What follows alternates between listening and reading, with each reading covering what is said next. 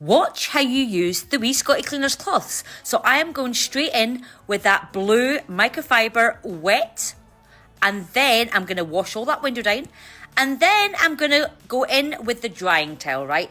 This is the 40 by 60 centimetres, and this is going to absorb about a pint of water without losing a drop, right? So we're going to just dry it all off.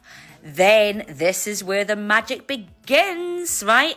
I'm then going to go in with the magic glass cloth. Now this is a 40 by 40 centimetres, right? And it's just going to catch any little bits that I've missed. And it's just going to bring that window up with no streaks, no smears in sight. I wish you could see this with your own eyes, folks. Honestly, window cleaning has never